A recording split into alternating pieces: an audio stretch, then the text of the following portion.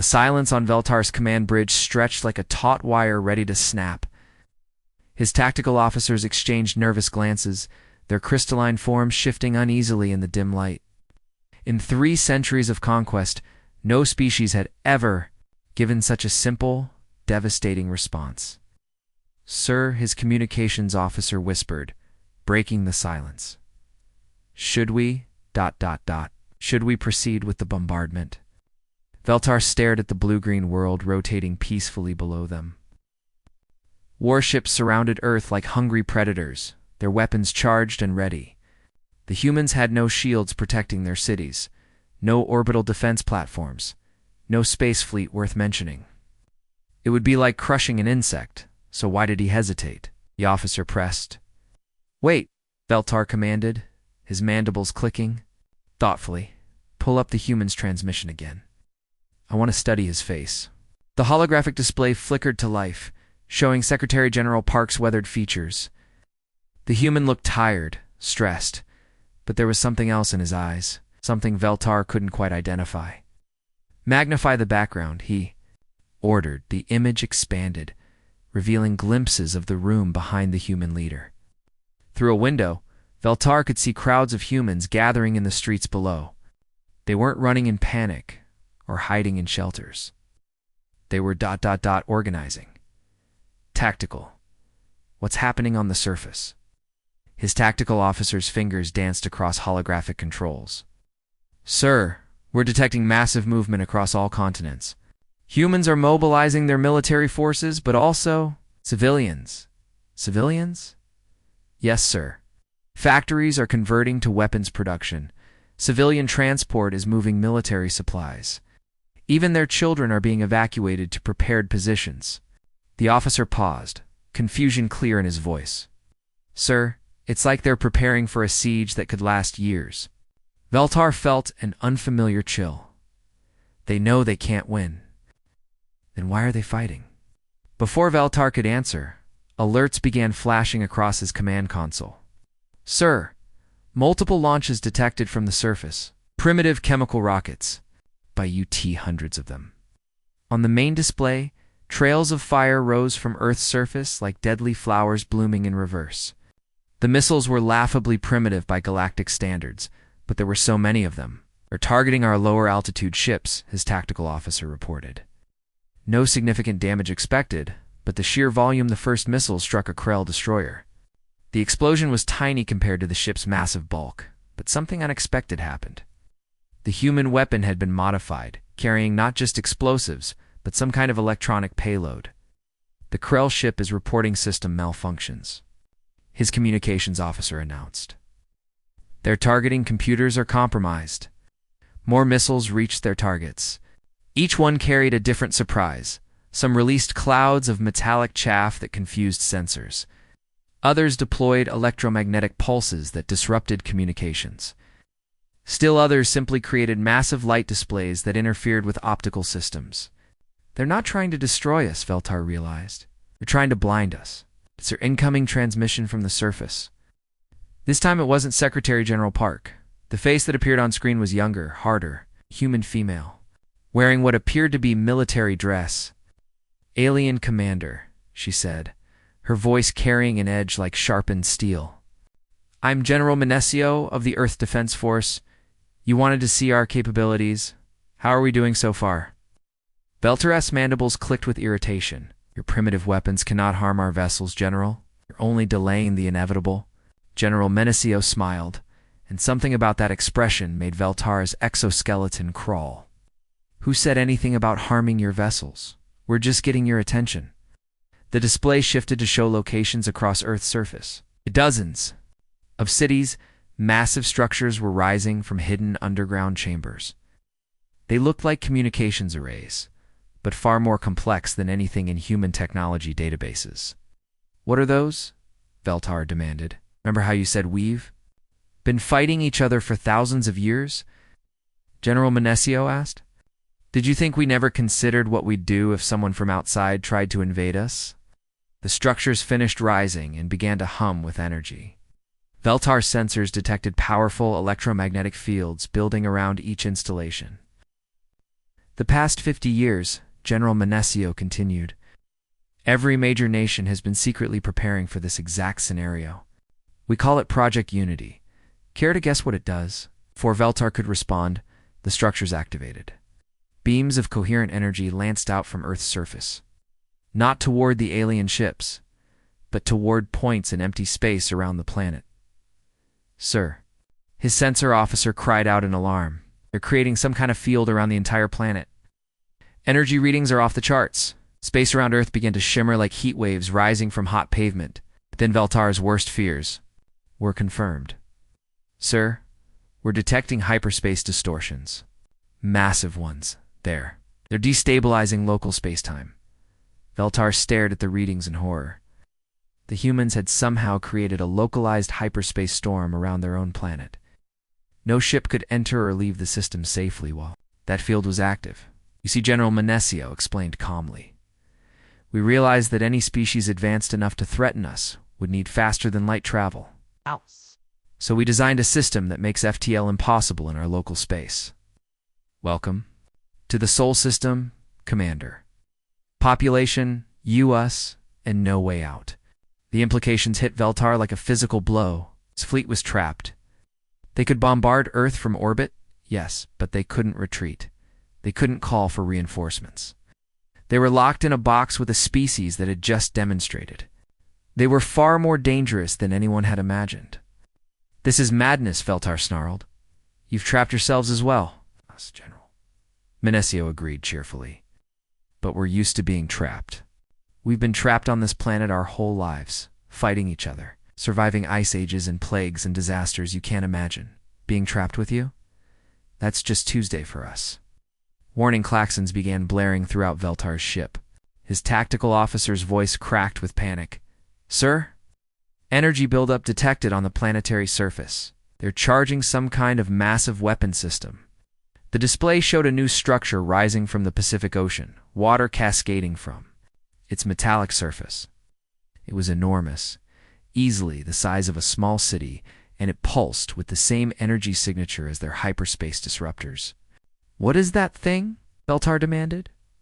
General Menesio's smile widened. That's what happens when you give humans 50 years to prepare and nothing to lose. We call her Big Sister. She's designed to channel the energy from our hyperspace disruptors into a single focused beam. Focused on what? Your flagship, Commander? The one you're standing on right now? The ocean-based weapon completed its rise, water still streaming from its surfaces. Energy readings spiked beyond anything Veltar's instruments could measure accurately. You're bluffing, Veltar said, but his voice lacked conviction. That weapon would require more power than your entire civilization produces. You're right, General Menesio admitted, which is why we're borrowing power from your ships. Veltar's sensor officer gasped. Sir, those electronic viruses and the missiles, they weren't just disrupting our systems. They were creating backdoors. Humans are siphoning power from our own reactors. Across the alien fleet, ships reported the same phenomenon. The humans had somehow turned their victims into unwilling power sources for their ultimate weapon. Ingenious, isn't it? General Menesio asked. We learned the technique from studying your own energy signatures. Thanks for the free education. Veltar realized with growing horror that the humans had been planning this from the moment first contact was made. Every alien transmission, every technological demonstration had been carefully observed and analyzed. The humans hadn't been cowering in fear. They'd been learning. What do you want? Veltar asked finally. Simple, General Menesio replied. Leave. Turn your ships around and go home. Tell whoever sent you that Earth is not available for conquest. And if we refuse?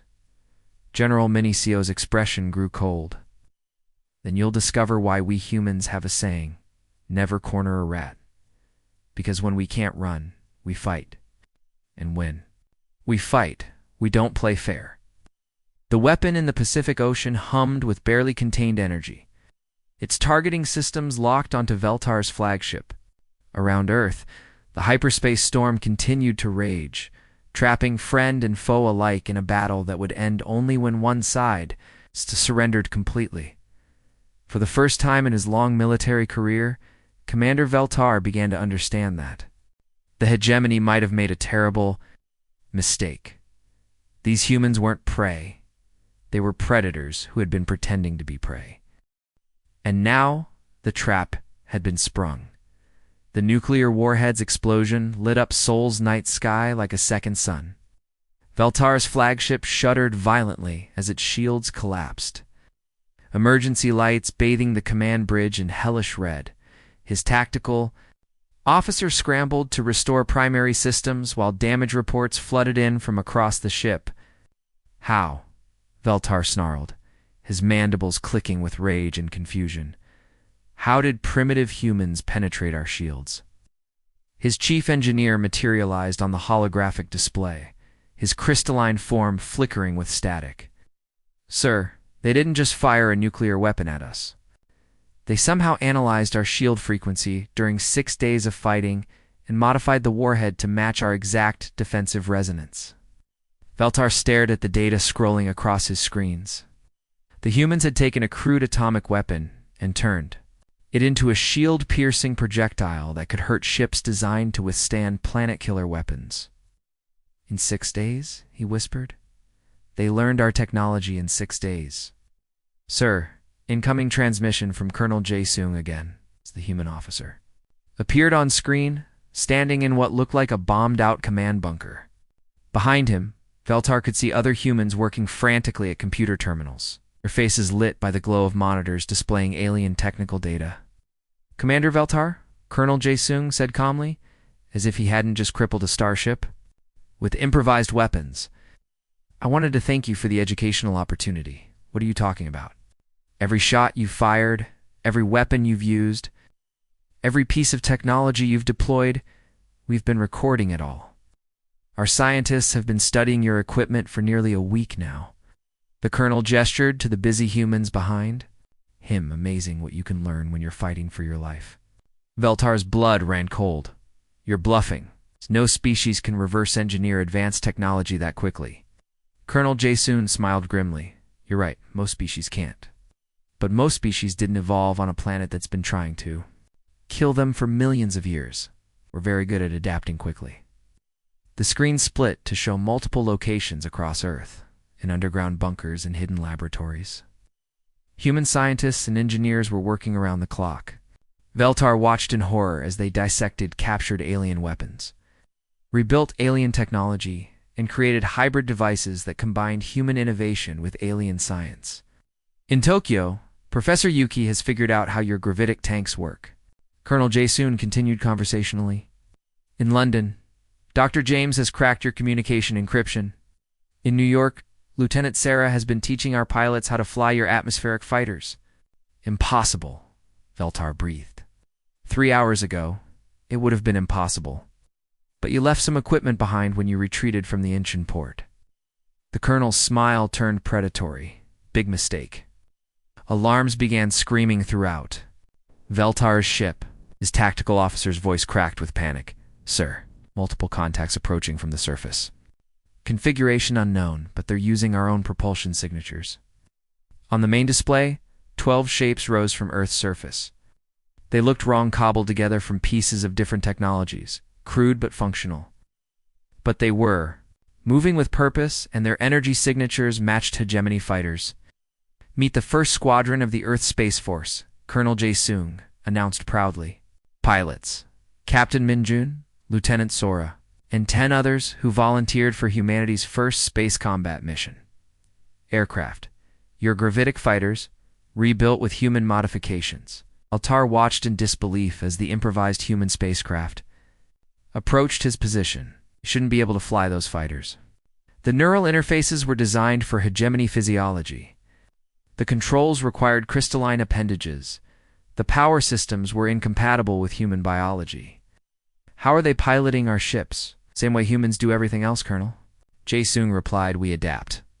Captain Min-jun figured out that your neural interfaces work just fine with human brain. Patterns if you bypass the safety systems and ignore the parts that weren't designed for us. Lieutenant Sora discovered that your power systems actually work better when overclocked beyond recommended limits.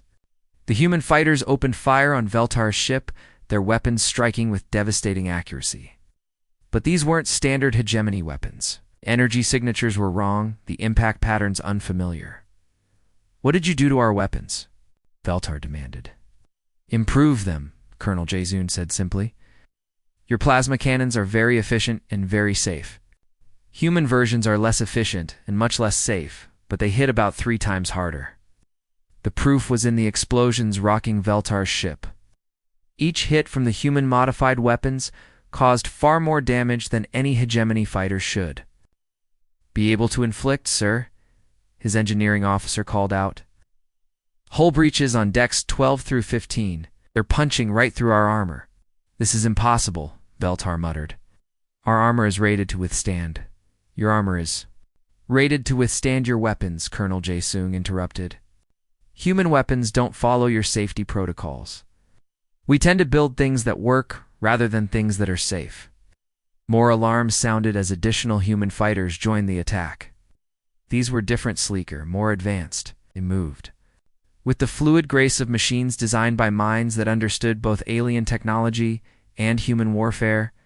"Second Squadron," Colonel Jaezoon explained. "These are built from scratch, using principles we learned from your technology, but designed according to human combat doctrine. Pilots include Major Taeon, who used to fly commercial airliners, and Captain Jiwoo, who was a racing pilot before the invasion." Veltar watched civilian pilots, humans who had never seen combat in space, before systematically dismantle his ship's defensive systems. They flew like nothing he'd ever encountered, taking risks that should have been suicidal but somehow worked. "Your pilots are insane," he said. "Thank you, Colonel," Jaezoon replied cheerfully. "We consider that a compliment. Major Taehoon says flying in space is actually easier than landing a passenger jet in a thunderstorm. Captain Jiwoo mentioned that your fighters handle better than her old racing car, especially after we removed the speed limiters." "You removed the speed limiters?" "Among other things. Safety systems, power regulators, collision avoidance protocols, basically. Anything that might prevent a pilot from doing something dangerous in combat." The colonel paused thoughtfully. "Human pilots aren't used to machines that try to keep them safe. We prefer machines that help us win." The human fighters swarmed around Veltar's flagship like angry wasps, their modified weapons carving through armor that should have been impenetrable. His own defensive systems seemed sluggish and predictable compared to the chaotic, improvised tactics of the human pilots. "Sir," his tactical officer called out desperately, "we're detecting massive energy build up from the sole defensive perimeter. They're preparing to fire some kind of ground-based weapon." The display showed a structure rising from the ruins of the Korean capital. It looked like a fusion of human engineering and captured alien technology, massive, crude, and radiating. Power signatures that made Veltar's instruments scream warnings. "Meet Big Brother," Colonel Jaezoon said proudly. "We built him using the power core from one of your gravitic tanks, the targeting system from your atmospheric fighters, and the main gun from your heavy assault walker, plus some modifications. Of our own?" "What kind of modifications?" "The kind that make it fire 10 times faster and hit 5 times harder than anything in your arsenal." The colonel's expression grew serious. "Commander, I'm going to give you one chance to withdraw your forces from Seoul. After that, Big Brother goes live, and I can't guarantee what will happen to your ship." Veltar looked at his tactical displays. His flagship was crippled, his fighter squadrons were being destroyed by human pilots and captured ships. And now the humans had somehow built a planet-based weapon using his own technology. "You can't have built all of this in 6 days," he said desperately. "You're right, Colonel," Jae-sung agreed. "We couldn't have, but we didn't start 6 days ago. We started the moment your ships appeared in our system. Every human on Earth has been working around the clock, sharing information, contributing skills, building weapons from whatever we could find." The display showed scenes from across the planet.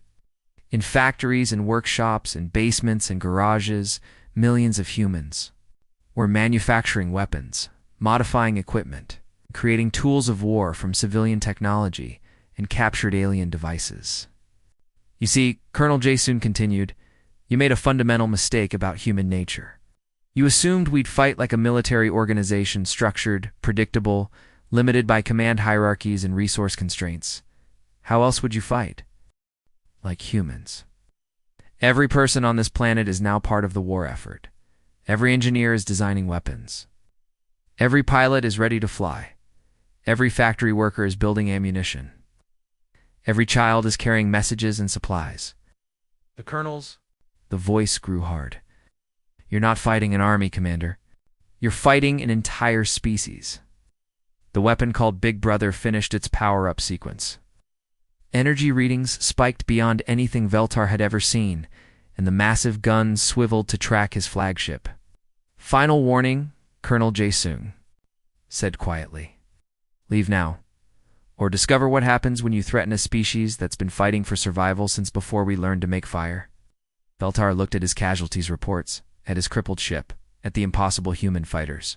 Still swarming around his position, in 6 days, humans had gone from primitive defenders to a coordinated space-based fighting force using his own technology against him. For the first time in his career, Veltar gave an order he'd never imagined possible.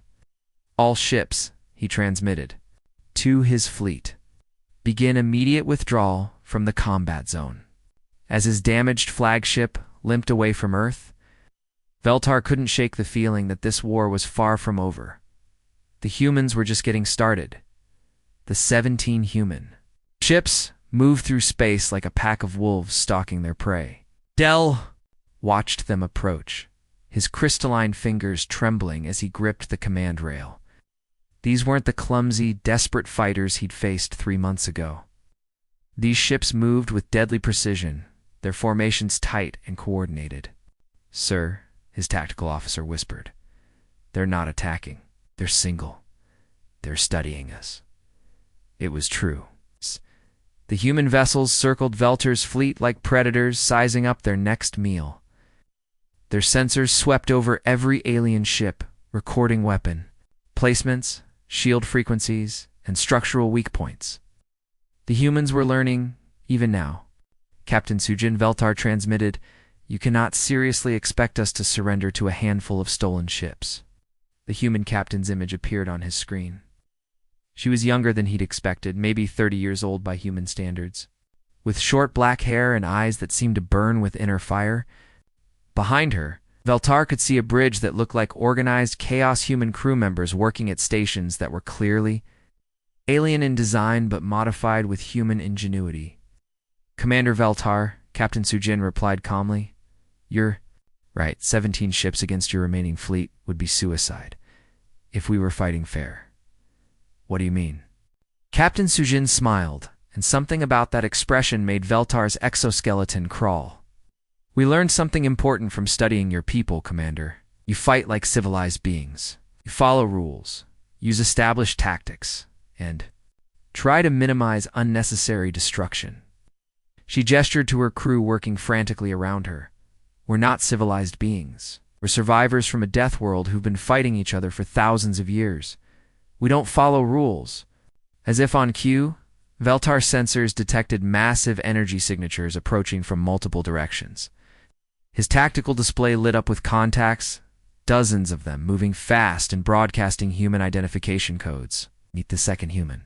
"Space Force," Captain Sujin announced. 63 ships, all built in the last month using technology we've learned from you. Commanded by people who used to be truck drivers, taxi pilots, and racing car drivers. Veltar stared at the display in horror. 63 human ships appearing from nowhere, surrounding his fleet in a perfect tactical formation. But these weren't captured alien vessels. They were something new, something that shouldn't exist. "Impossible," he breathed. "You don't have the industrial capacity to build a fleet that size." "You're right," Captain Sujin agreed cheerfully. 6 months ago, we didn't. But you know what humans are really good at? Improvising. Major Kim used to manage a car factory in Seoul. When the aliens invaded, she started building spacecraft. Instead of automobiles, Professor Lee was a computer programmer now. He designs AI systems for our ships using alien technology. Engineer Park used to fix washing machines. Now, he repairs gravitic engines.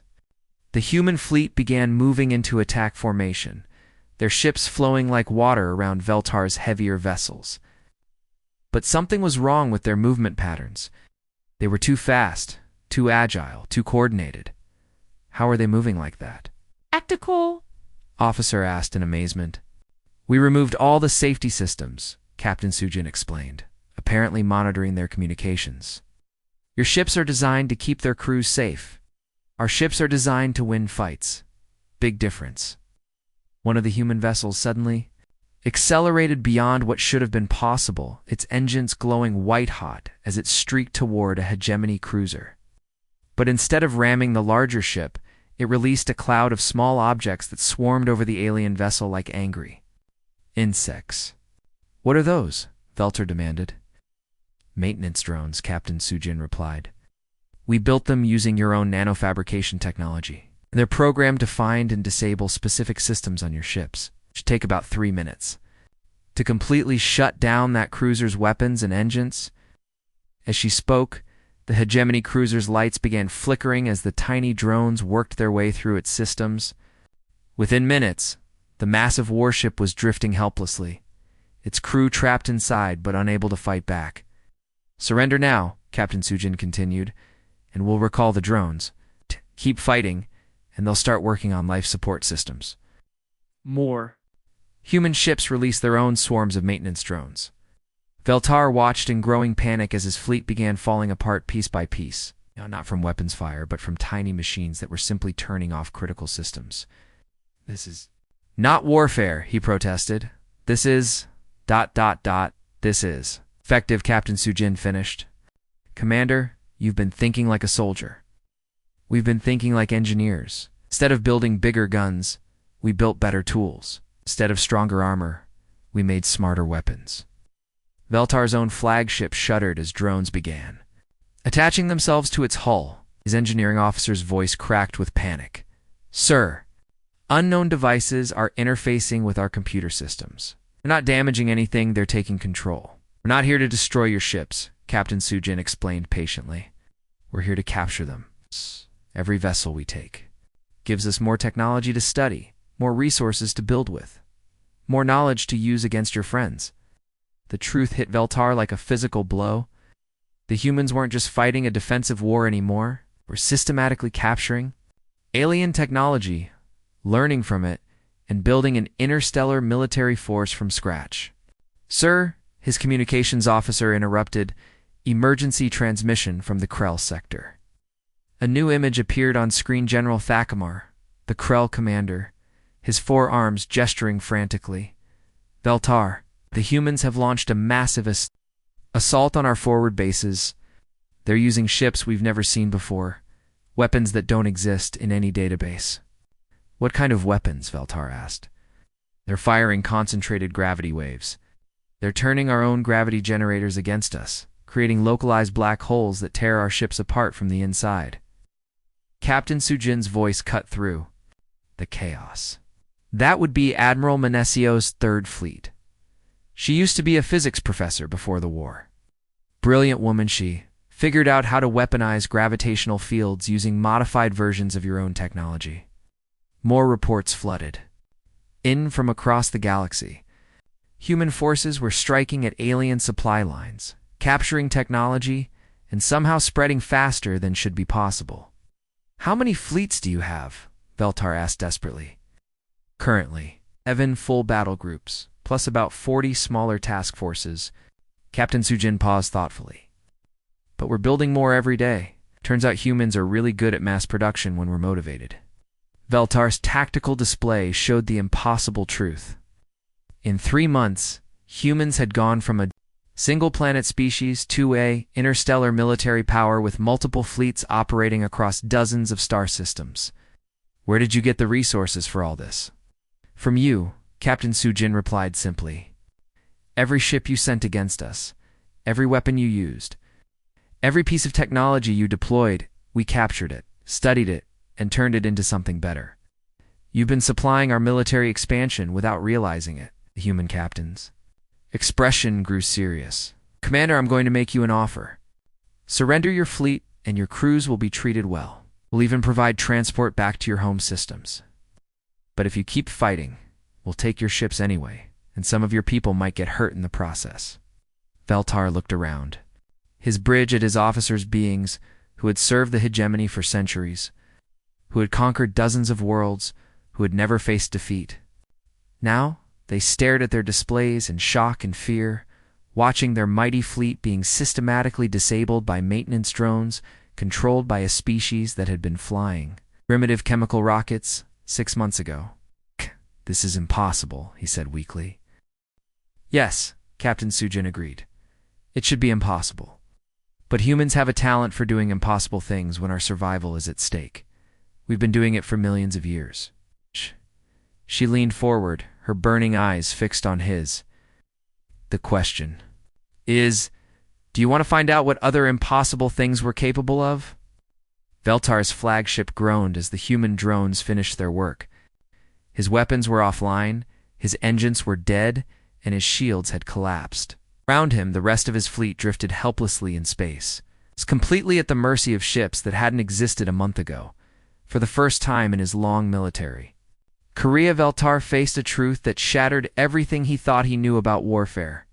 The humans hadn't just learned to fight back, they'd learned to win. And they were very, very good at it. The communication channel crackled to life as Supreme Commander Turkane's image materialized on Veltar's screen. The leader of the hegemony.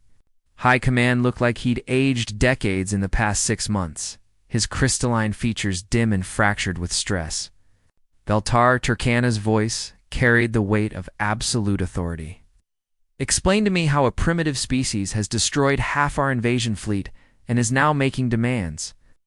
Around Veltar's refugee ship, remnants of 6 galactic fleets continued their shameful retreat from Earth's solar system. Through the viewports, he could see human ships, once alien vessels, bearing crude human modifications, escorting the alien forces to ensure they actually left. Sir Veltar began carefully. "The humans have proven far more adaptable than our intelligence suggested. They've not only learned our technology, but improved upon it." "Possible. With respect, sir. I'm looking at the proof right now." Veltar activated his tactical display, showing the human fleet formations. Admiral Yunji's flagship alone mounts. Weapons from 6 different civilizations, all working together in ways our engineers said couldn't be done. On screen, the captured hegemony dreadnought looked like something from a nightmare. Human engineers had somehow fused Krell plasma cannons with Vorathon shield generators, mounted Razor Clan armor over Iron Syndicate engines, and integrated Void Hunter sensors throughout the entire structure. It was ugly, asymmetrical, and absolutely deadly. "Show me weapon effectiveness," Tarkin commanded. The display shifted to battle recordings from just hours earlier. A single human ship, a modified Krell destroyer, had engaged 3 hegemony cruisers simultaneously. The human vessel shouldn't have lasted minutes against such odds. Instead, it had destroyed all 3 alien ships in under an hour. "How?" Tarkin whispered. "They don't fight like we do," Veltar explained. "Watch the targeting patterns. Instead of aiming for primary systems, they target specific structural weak points. They've studied our ship designs and found flaws we didn't know existed."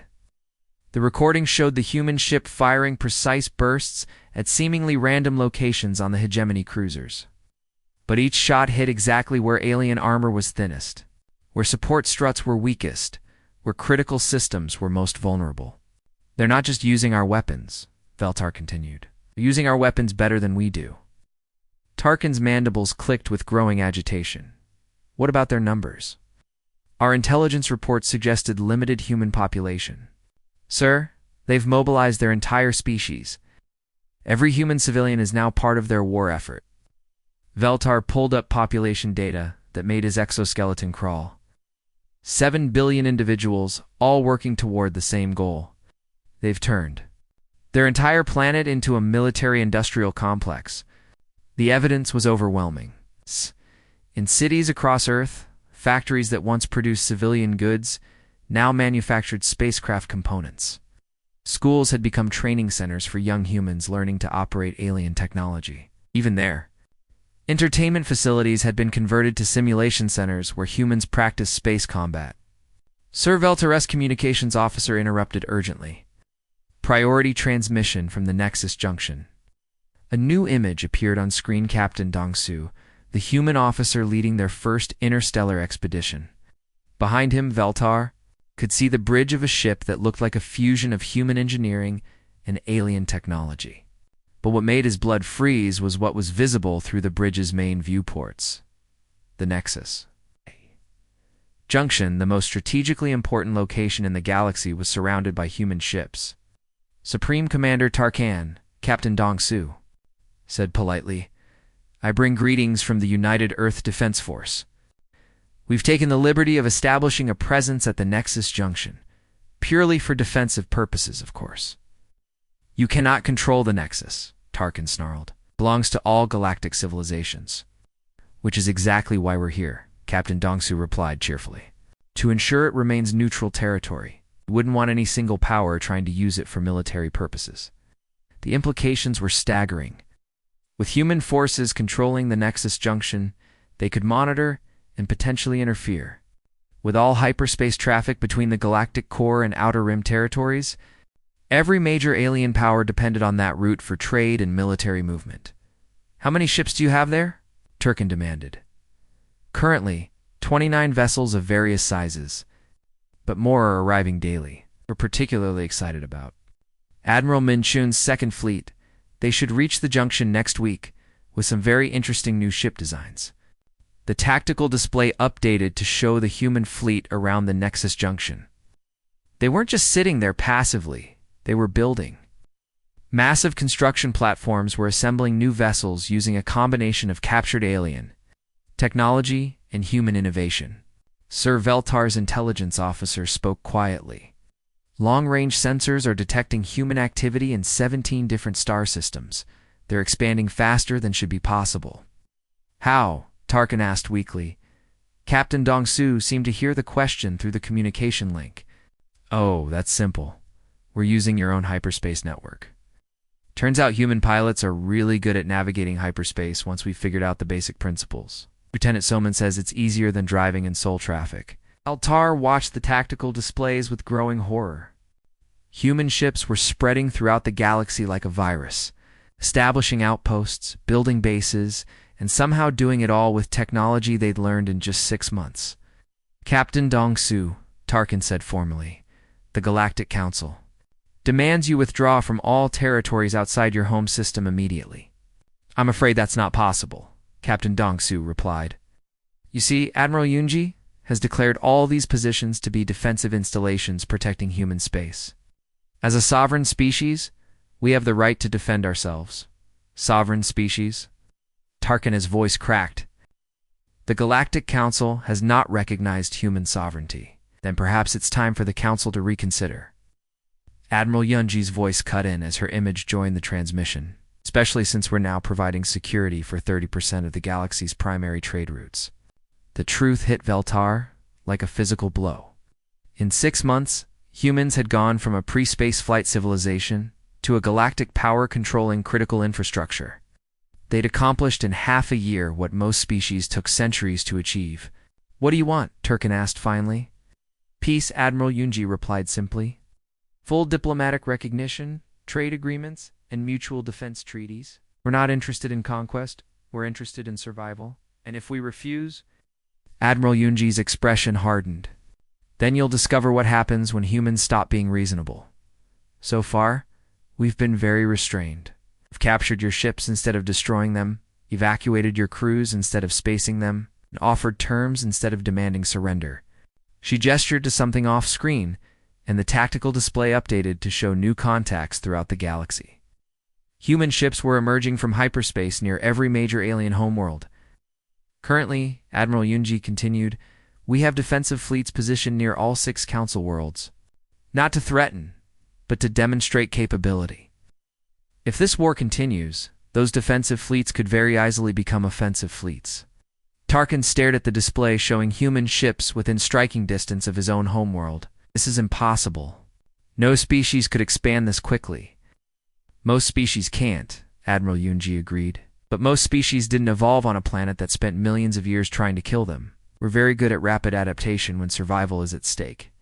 Beltar looked at his Supreme Commander's image and saw something he'd never witnessed before. pure, undiluted terror at the realization that the hegemony was facing a species that played by completely different rules. Sir Veltar said, quietly, I recommend immediate acceptance of their terms. Why?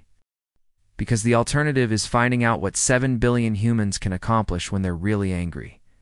On the tactical display, human ships continued their impossible expansion throughout the galaxy, carried by crews who'd learned interstellar warfare in 6 months and were still learning new ways to fight. Turkin stared at the display for long moments, then nodded slowly. Open a channel to the Galactic Council, he ordered. Emergency session. Full sovereignty recognition for the human species. Sir? His communications officer asked uncertainly. Do it, Turkin said grimly. Before they decide they don't need our permission. The Galactic Military Academy's main lecture hall buzzed with nervous energy as cadets from 6 different species whispered among themselves. Word had spread that former Admiral Veltar would be giving a classified briefing about the human war. Conflict most of them thought they understood. They were wrong. Veltar entered the hall, his crystalline exoskeleton bearing fresh scars that glowed faintly under the harsh lights. The young cadets fell silent, studying the alien who had commanded the largest invasion fleet in galactic history and somehow lived to tell about it. Before we begin, Veltar announced, I want to show you something that happened yesterday. Ow. Holographic display activated, showing a massive space station orbiting a gas giant in the outer rim.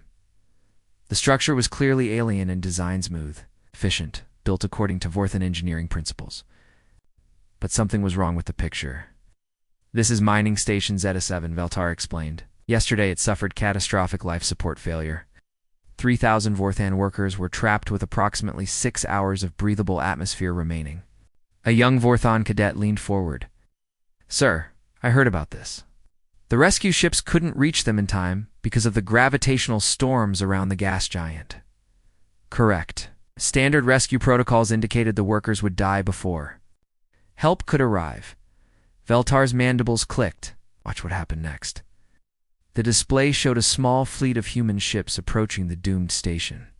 They moved differently than alien vessels, more aggressively, taking risks that should have torn them apart in the intense gravitational fields. The human ships weren't designed for this kind of rescue operation, Veltar continued. But they were.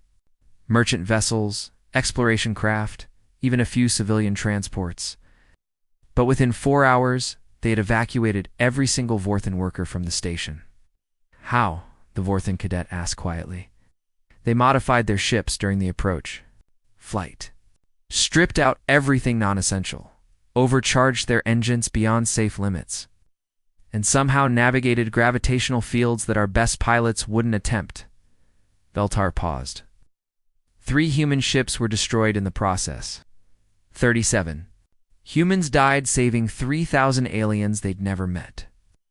The lecture hall was completely silent now. When asked why they risked their lives for strangers, Veltar continued. Captain Hay, one of the rescue fleet, said, because someone had to. That, cadets, is why we don't fight humans anymore. A Krell cadet raised one of his forearms. Sir, surely this was an isolated incident. One rescue operation doesn't explain why 6 galactic powers surrendered to a primitive species. Veltar's mandibles clicked with what might have been amusement. Primitive? Let me tell you about President Jamin and the Battle of Luna. The display shifted to show the lunar battlefield, a graveyard of twisted metal drifting in the void between Earth and its moon. 43 Krell ships had entered that battle. Only 17 human vessels had faced them. None of the Krell ships had survived. Your instructors had taught you that the Battle of Luna was an example of impossible tactical odds, Veltar said. They were right. What they didn't teach you was how President Jamin achieved the impossible. The tactical display showed the battle's progression. The human ships appeared to be retreating in panic, their formations scattered and disorganized. The Krell battle group moved to intercept, drawing into a tight defensive formation that should have made them invulnerable. President Jamin spent 3 days studying captured Krell technology, Veltar explained. He discovered that your shield generators create a resonance frequency when multiple ships operate in close proximity. It's a minor flaw considered irrelevant because no sane commander would try to exploit it. Why not? the Krell cadet asked. Because exploiting it requires getting close enough to broadcast the exact frequency directly into the enemy formation. Suicide range. Veltar's expression grew grim. Human commanders don't worry about suicide range. They worry about effectiveness. The display showed the climax of the battle. Single human ship, a converted cargo hauler, accelerated directly toward the center of the Krell formation. As Krell weapons tore it apart, the ship broadcast a specific frequency on all communication channels. The resonance effect cascaded through every Krell shield generator simultaneously. Veltar continued. Your own weapons overloaded, your power systems failed, and 43 warships destroyed themselves in a matter of minutes. The Krell cadets. The face had gone pale. The crew of that cargo hauler, ...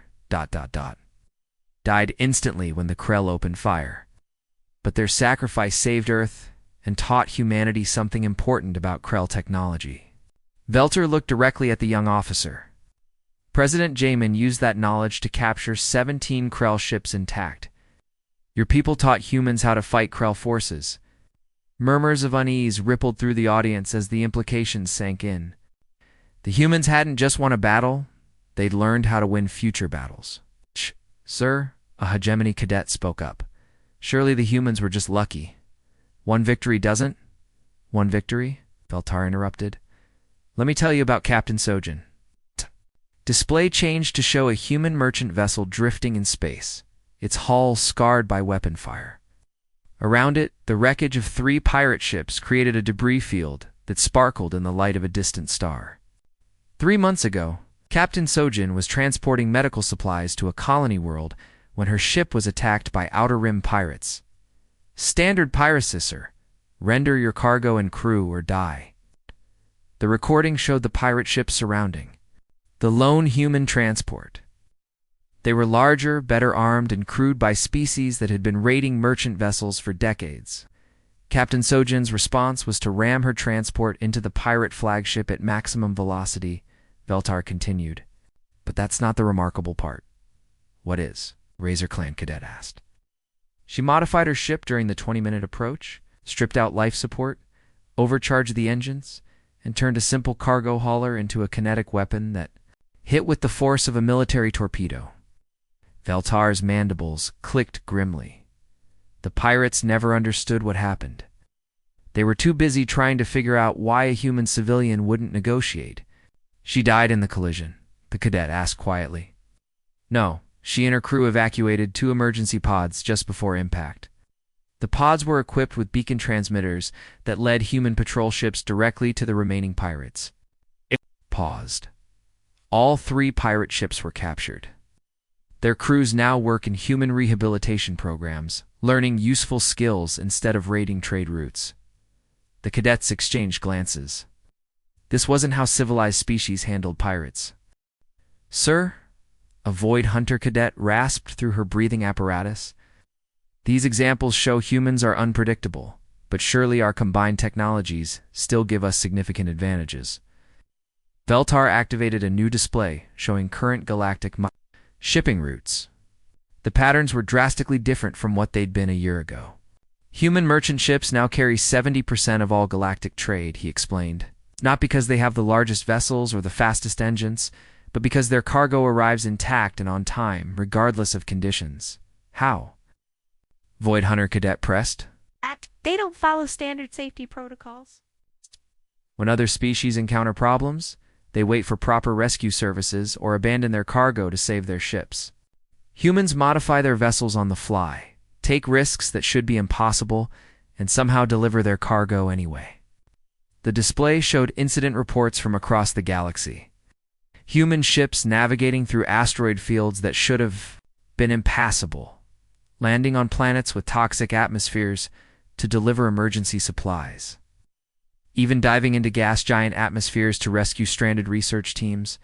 Last week, Veltar continued, the cargo ship Sol Express delivered industrial equipment to a mining colony that was completely cut off by solar flares. The human crew flew through electromagnetic storms that should have fried their navigation systems. How did they navigate? A cadet asked. They used the ship's cook engineer Park, who apparently has an intuitive understanding of electromagnetic fields. He guided them through the storms by taste. Veltar's mandibles clicked. When asked to explain, he said the electricity in the air tasted different in safe zones. The lecture hall buzzed with confused whispers. Navigation by taste wasn't taught in any academy. This brings me to the core lesson, Veltar said, his voice cutting through the noise. Humans don't fight like us because they don't think like us. When we encounter impossible problems, we find logical solutions or accept defeat. Humans simply refuse to accept that problems are impossible. He activated the final display, showing a young human girl working at a computer terminal surrounded by alien technology. 3 days ago, Supinage 12 by human standards solved the Vorthan complexity theorem that our best mathematicians have been working on for 40 years. When asked how she did it, her response was, "I just thought about it differently." "Child solved the complexity theorem?" the Vorthan cadet whispered. "She approached it without preconceptions about what was supposed to be impossible. That's what makes humans dangerous. They don't know what they can't do, so they do it anyway." Veltar looked out at the assembled cadets. That 12-year-old girl represents humanity's greatest weapon, the refusal to accept limitations. "Sir," a hegemony cadet said hesitantly, "if humans are so capable, why aren't they conquering the galaxy?" "Because they don't want to rule the galaxy," Veltar replied. "They want to fix it." The display showed images from across known space-human medical teams working on plague-ravaged worlds, human engineers building infrastructure on underdeveloped planets, human teachers, sharing knowledge with species that had been isolated for centuries. Conquest requires you to hold territory, suppress populations, and maintain control through force. Humans prefer to make themselves indispensable through competence. Veltar's expression grew thoughtful. They're not building an empire. They're building a reputation. As if to prove his point, his personal communicator chimed with an incoming message. The sender was Ambassador Park, Earth's representative to the Galactic Council. "Admiral Veltar," the message read, "I heard about your lecture today. Thank you for helping to ensure the next generation understands the importance of cooperation over conflict. As a gesture of appreciation, I'm forwarding the technical specifications for human medical nanobots. We believe they could help with the chronic pain from your war injuries." Veltar stared at the message, then at the technical specifications that accompanied it. The medical technology was decades ahead of anything in galactic databases. And Ambassador Park was simply giving it away because she'd heard he was in pain. "That," he said quietly to the assembled cadets, "is why we don't fight humans anymore." The end.